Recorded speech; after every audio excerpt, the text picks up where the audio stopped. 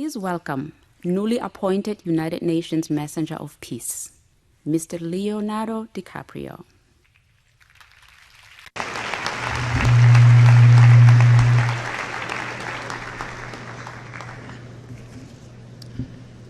Thank you, Mr. Secretary General, Your Excellencies, ladies and gentlemen, and distinguished guests. I am honored to be here today. I stand before you not as an expert, but as a concerned citizen, one of the 400,000 people who marched in the streets of New York on Sunday, and the billions of others around the world who want to solve our climate crisis. As an actor, I pretend for a living. I play fictitious characters, often solving fictitious problems. I believe that mankind has looked at climate change in that same way, as if it were a fiction, as if pretending that climate change wasn't real would somehow make it go away. But I think we all know better than that now. Every week we're seeing new and undeniable climate events, evidence that accelerated climate change is here right now. Droughts are intensifying, our oceans are acidifying, with methane plumes rising up from the ocean floor. We are seeing extreme weather events and the West Antarctic and Greenland ice sheets melting at unprecedented rates, decades ahead of scientific projections. None of this is rhetoric, and none of it is hysteria. It is fact. The scientific community knows it, industry knows it, governments know it, even the United States military knows it.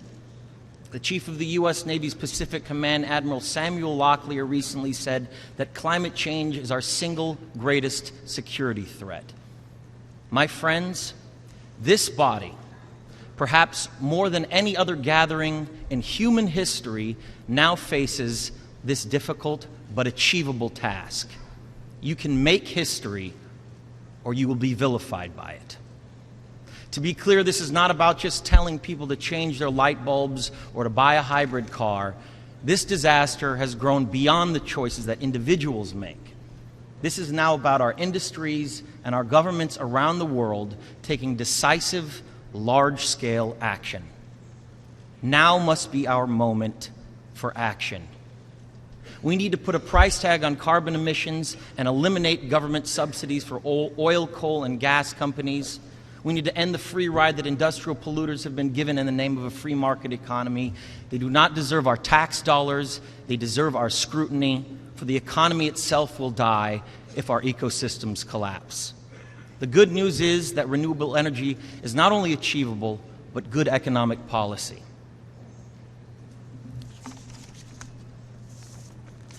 This is not a partisan debate. It is a human one. Clean air and a livable climate are inalienable human rights.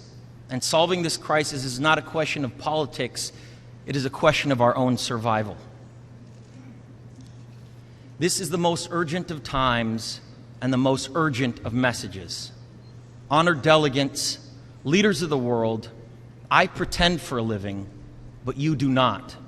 The people made their voices heard on Sunday around the world, and the momentum will not stop. But now it is your turn. The time to answer humankind's greatest challenge is now. We beg of you to face it with courage and honesty. Thank you.